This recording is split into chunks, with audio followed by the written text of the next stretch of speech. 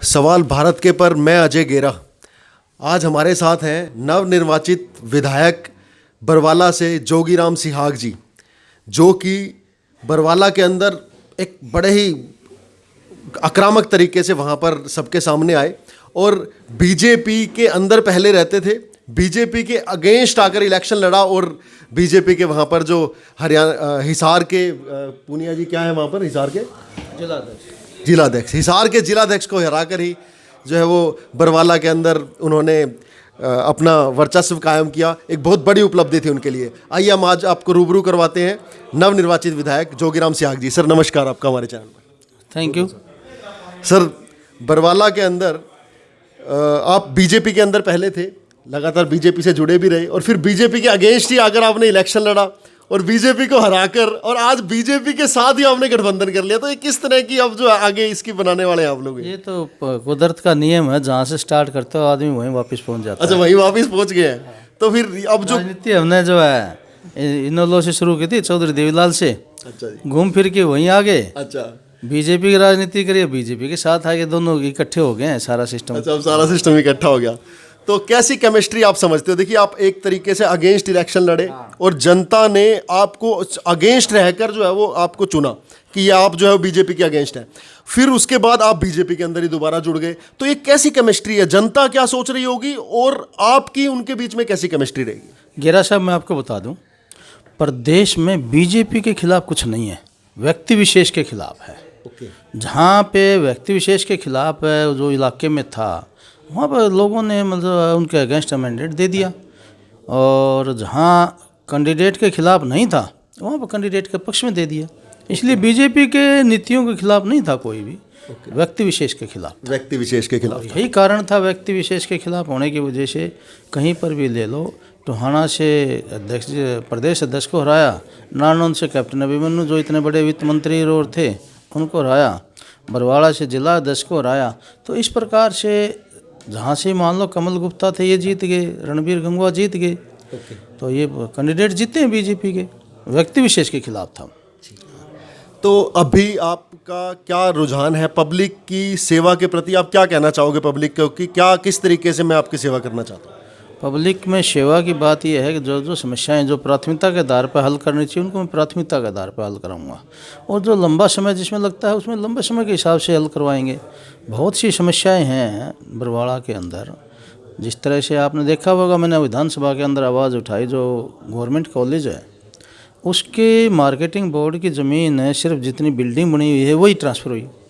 उस तक जाने के लिए रास्ता चाहिए था, उसकी ज़मीन आज तक ट्रांसफ़र नहीं हुई, वो मैंने विधानसभा के अंदर उठाया। बरवाड़ा शहर का बस स्टैंड जो है वो आज तक एज इट इज़ पड़ा है, और वाटर वर्क्स है उसको किसी ने काम ही नहीं किया, किसी ने छेड़ा नहीं है। जो आज से 15 साल पहले 20 साल पहले बना वही water works as it is यूँ के यूँ बने हुए हैं।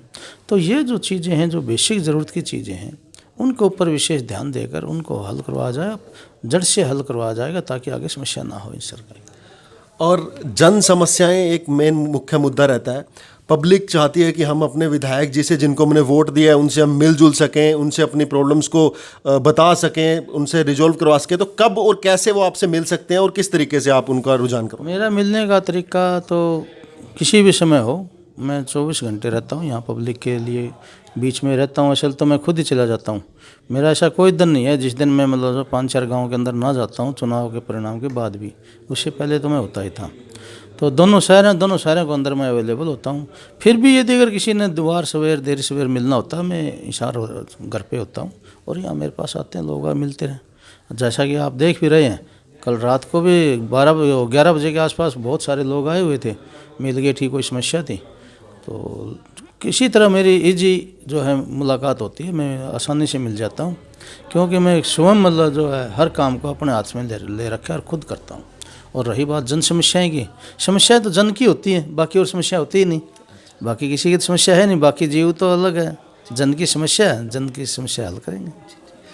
तो इस समय पे आपको बरवाला के अंदर आपको क्या क्या मेन आपको मुद्दे लगते हैं कि इन मुद्दों पर जो बेसिकली बहुत ज़रूरी काम? बेसिकली जो मैंने कहा आपको, पानी का है, बस स्टैंड का है, नगर पालिका की बिल्डिंग नहीं है वो है, गवर्नमेंट कॉलेज का रास्ता है वो खुलवाना है, बरसाती पानी की निकासी है, ये सभी की सभी समस्याएं इस प्रकार की हैं जिनको तुरंत हल करवाना चाहिए। आप क्या एक्सपेक्टेशन रखते हैं मंत्रिमंडल के प्रति? अभी जो मंत्रिमंडल डिसाइड होना है, तो क्या सोचते हैं कि जेजेपी को कितनी सीट्स मिलने वाली हैं और उसके अंदर आपका क्या पार्ट रहने वाला है? ये हमारे दोनों नेताओं ने मिलकर तय कर लिया है भाई किस प्रकार से सरकार चलानी है, तो मिलजुल के जो है वो सरकार चलाई जाएगी। इसमें ये कोई इशू नहीं है कि जेजेपी के 5 मंत्री बन गए, भाजपा के 4 मंत्री बन गए, ऐसा कुछ नहीं है।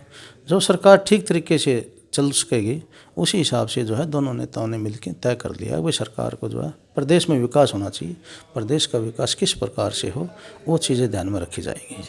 बहुत बढ़िया। और पब्लिक को क्या मैसेज देना चाहेंगे कि अब आपके यहाँ आने के बाद क्या बदलाव आने वाला है और क्या उनको किस तरीके से आगे बढ़ना चाहिए? पब्लिक को मैसेज यही देना चाहता हूँ, जो पब्लिक की समस्याएं हैं वो पब्लिक की ना होकर वो मेरी समस्याएं हैं, मैं उनको अपनी समस्याएं मानता हूँ और अपनी समस्याएं मानकर पब्लिक की समस्याओं को उनको हल करवाने का काम करेंगे।